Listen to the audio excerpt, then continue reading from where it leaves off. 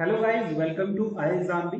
जैसे कि आप सभी को पता है, डीआरडीओ सीपीटीएम की जो प्रोफेशनल नॉलेज है उसमें हमारी जो सीरीज है वो चल रही है, जिसके तहत मैं आज आप लोगों को एचटीएमएल का पार्ट 2 पढ़ाऊंगा। अगर अभी तक आप लोगों ने पार्ट 1 नहीं देखा है तो आप लोग जरूर ही पार्ट 1 देख लीजिए, बिकॉज जो हमारा ये पार्ट 2 है ये कंप्लीटली रिलेट करता है हमारे पार्ट 1 से। सो आपका पार्ट 1 देखना बहुत जरूरी है।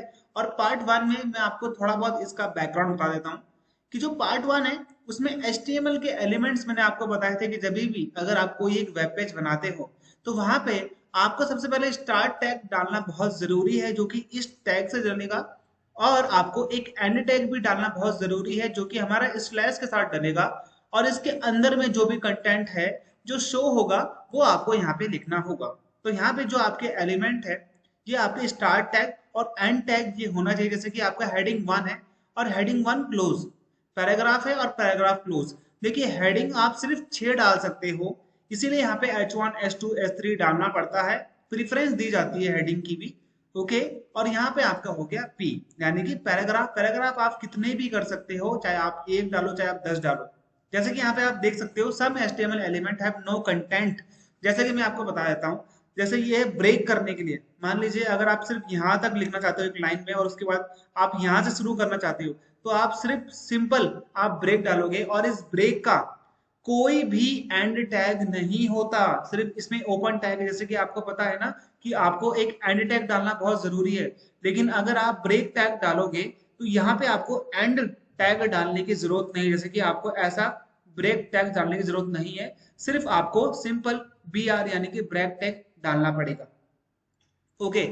तो आई एग्जाम बी के द्वारा डीआरडीओ सीपीटीएम के लिए कंप्यूटर साइंस का जो कोर्स है हमारे द्वारा लॉन्च कर दिया गया है। फ्लैट 42% ऑफ आपको दिया जा रहा है, BEE42। अगर आप कोड यूज करेंगे तो सीधा हमारे जो प्राइस है 42% तक कम हो जाएंगे। और अगर आपने फॉर्म भरा है, अभी तक अप्लाई किया है डीआरडीओ सीपीटीएम के लिए, तो ये आपके लिए बहुत इंपॉर्टेंट हो जाएगा। सो कोर्स को अवेल करें, वेबसाइट पे विजिट करें, आपके लिए बहुत इंपॉर्टेंट है, इसलिए मैं कह रहा हूं। ओके। वेब ब्राउजर, देखिए HTML का पूरा काम क्या है कि आपके लिए एक वेब पेज तैयार करना। तो जब पर्पस ऑफ वेब ब्राउजर, जैसे कि ये क्रोम हो गया, एज हो गया, फायरफॉक्स हो गया, सफारी हो गया। सफारी किसका? आईफोन का है, ठीक है। एज किसका है? माइक्रोसॉफ्ट का है। क्रोम किसका है? पर्टिकुलरली गूगल का है। तो यहाँ पे आप देखते हो यूसी ब्राउजर हो गया, बहुत सारे ब्राउजर होते हैं। तो यहाँ पे जो भी ब्राउजर है वो सिर्फ HTML डॉक्यूमेंट को रीड करते हैं और डिस्प्ले कराते हैं आपको, वो टैग्स डिस्प्ले नहीं कराते हैं। तो यहाँ पे आपने ध्यान देना कि the browser does not display the HTML tags but use them to determine how to display the document. आपकी डॉक्यूमेंट को कैसा शो करवाना है उसको दिखाने के लिए यहाँ पे HTML टैग्स बहुत जरूरी है। जैसे मान लीजिए क्या हेडिंग है, क्या इमेज है, क्या कहाँ पे ब्रेक होना है, तो ये सब चीजें क्या बताती है? टैग्स बताती हैं। जैसे कि आप एक पेज का स्ट्रक्चर यहाँ पे समझ लो, ये एक HTML पेज का स्ट्रक्चर है। सबसे पहले HTML और यहाँ पे क्लोज HTML टैग, ये दोनों बहुत डालना जरूरी है क्योंकि इन दोनों के अंदर में ही आपका काम होगा। दूसरा मैं आपको बता देता हूँ, हेडिंग और हेड, देखिए ये ओपन हेड टैग और क्लोज हेड टैग, इसके बीच में जो भी टाइटल आएगा वो आपका पेज नेम होगा, टाइटल नेम होगा, ठीक है। टाइटल बार में आएगा ऊपर। जैसे कि आप यहाँ पे ब्राउजर ओपन करेंगे तो यहाँ पे एक टैब ओपन होता है, तो यहाँ पे जो नेम आएगा that is the page title.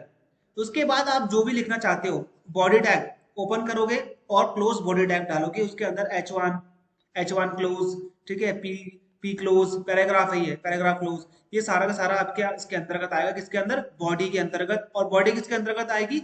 HTML के अंतर्गत आएगी। तो the content inside the title, आप यहाँ पे देख रहे हो ना, इस टाइटल के अंतर्गत जो भी आपका नाम आएगा, जैसे आप पेज टाइटल लिख रहे हो तो ये आपके ब्राउजर के टाइटल बार में शो करेगा। HTML का जो डॉक्यूमेंट होता है तो ये सारा का सारा आपको क्या करना पड़ेगा? डॉक टाइप HTML, ठीक है। डॉक टाइप HTML से आपको रिप्रेजेंट करना पड़ेगा। And the HTML document itself begin with dot, ये क्या है? Particularly open tag HTML and ends with close HTML। जैसे कि मैंने आप लोगों को यहाँ पे पीछे दिखाया है, ये दिख रहा है आपको, यहाँ पे मैंने आपको ये बता रखा है HTML जो भी आपका काम है वो ओपन और क्लोज HTML टैग के बीच में ही होगा। और यहाँ पे आपको डॉक टाइप HTML लिखना बहुत जरूरी है, क्योंकि इससे पता चलेगा कि जो आपका वेब पेज है वो HTML में है या नहीं है। ओके। और जो भी आपका बॉडी है उसके बीच में दिखने वाला जो पार्ट है वो आपका विजिबल पार्ट है आपके डॉक्यूमेंट का, जो कि शो होगा आपके किसमें, ब्राउजर में। अगर मैं बात करूं डॉक टाइप डिक्लेरेशन की, तो डॉक टाइप डिक्लेरेशन क्या दिखाता है कि आप HTML5 पे वर्क कर रहे हैं, और यहाँ पे बहुत सारे आपको दिख जाएंगे HTML। तो यहाँ पे जो डॉक टाइप HTML है, पर्टिकुलरली ये लिखना बहुत जरूरी है, अदरवाइज आपका पेज रिकॉग्नाइज नहीं होगा। आपके पेज को रिकॉग्नाइज करने के लिए आपको डॉक टाइप HTML लिखना बहुत जरूरी है, विच शोज कि आप HTML5 पे वर्क कर रहे हैं। अब ये जो HTML हेडिंग है, ठीक है, यहाँ पे H1 से लेकर H6 तक होगा।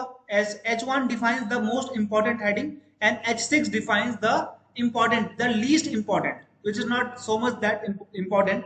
H1 this is heading of H1 यहाँ पे लिखा हुआ है, H2 यहाँ पे लिखा हुआ है, H3 यहाँ पे लिखा हुआ है। आप अपने हिसाब से प्रेफरेंस दे सकते हैं किसी भी चीज के लिए।